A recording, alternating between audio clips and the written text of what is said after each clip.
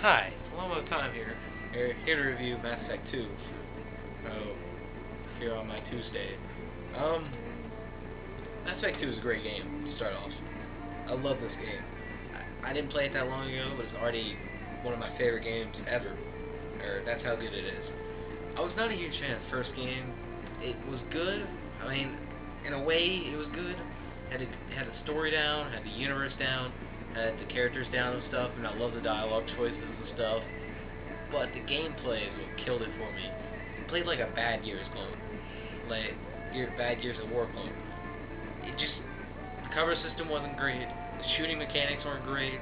Just in general, it just was not. The gameplay just killed it for me. Now this game though, in that area, makes a ton of improvements. And first off, the cover system all around feels better. The shooting feels better. This feels like a good Gears clone, which it doesn't. Which when you combine that with the great story, the great characters, there's the amazing graphics, some of the best of this generation, and probably the best on 360 so far, and just an epic adventure. Or when you combine it with all that, it makes it into a great game. And so this one fixed my biggest problem with the first game, and now it's nearly perfect. It also fixed a lot of the loading times from the first game, which I know annoyed some people, including me. So I never actually beat the first game, and so I didn't get to carry my decisions over. One of the features of this game is decisions you made in the first game affect this game. A lot of people say that you need that to get the full experience. But if I didn't experience the full experience, then I can't even imagine what the full experience is like. Because my experience was amazing with this game. I loved it. Start. You play as Commander Shepard. You make a character, and he really gets to be your own character. You make his decisions. There's plenty of decisions, and they all have weight because you know they're going to carry over into the next game. Every time I had a decision come up, I always thought about it before making it. I couldn't just make it and move on like I could with most games with choices like this, because I knew it was going to carry over to Mass Effect 3. And also before you say, oh, this is just trying to be a prequel to Mass Effect 3, this game is over 20 hours long. They keep adding on. There's plenty of free DLC too to add on to your time. Plenty of side missions. 20 hours is just for the main story. That's about how long it took me to do the main story, doing just a few side missions. And those are definitely worth going back to. There's plenty of worlds to explore. I didn't explore all of them. I mean, there's a ton of stuff, and now they're adding on more DLC for you to buy at reasonable prices. So there's a ton of stuff to do in this game. Not only that, just talking to people, doing stuff, finding new people to talk to and buy stuff from, just everything. And there's a lot of content in this game, and so don't worry about it just serving as a prequel to Mass Effect 3 or something that you have to buy the DLC for to get a full experience or anything like that. They didn't skimp out. This is a great game. Now, story-wise, this does suffer a little from like second in a trilogy thing, which I know I just said content-wise it covers that well, but what I mean by that is it spends a lot of time developing characters, a lot more time developing characters, setting a story in place and everything like that, than it does really like advancing the overall story. It's just the overall story does advance. You learn a lot of things, and you set up your goals for later on for like the next game.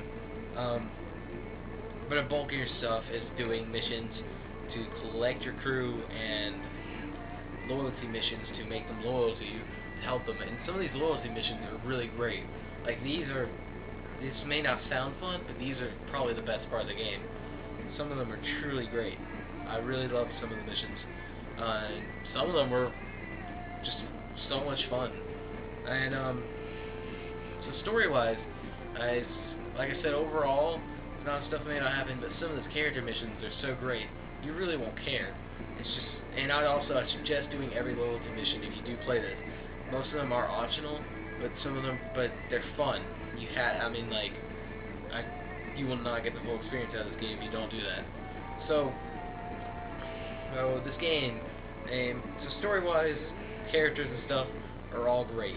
Some of them are some of my favorite characters in any game ever. They have more personality. They're more just awesome than characters in most games I've played than just about any game I've played. Okay, gameplay-wise, like I mentioned, it plays like a third-person shooter in a way, with RPG elements. Basically, there's a cover system and shoots from over the shoulder. You have weapons and stuff. It's like a. You also have biotics, and stuff like that, which are basically like force powers and stuff. Basically, kind of like force powers. You can lift things up, throw them at people and stuff. That's actually really fun to do, and something that you should. It really adds another layer to the combat of the game. So, in general, it doesn't do a whole lot of new things in terms of gameplay, but it's fun. It's still really fun to play. So, sorry about that. And it's still really fun to play. So I suggested gameplay-wise, this game didn't really have. I didn't think it really had to reinvent the wheel. As long as it had good gameplay, which it does, to go with the story. Because I'm telling you, just everything about the story and characters is just great. And like I said, the graphics are beautiful. Like, probably my best game I've played on 360 so far.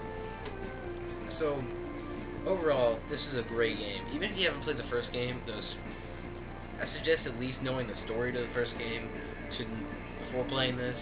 If you can play through the first game, it's not quite as good, but I do suggest playing through that so you can have your decisions cross over and stuff. This game is nearly perfect. I wouldn't call it perfect, and there are moments where it's frustrating and stuff, though there are very few of those. It's not, and for a while I did think it was perfect, though there are a few flaws, but they're very, very minor. So overall, this is one of my favorite games.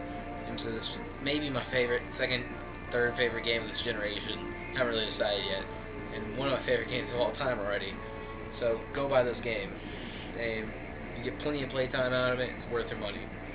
I give this game 9.8 out of 10.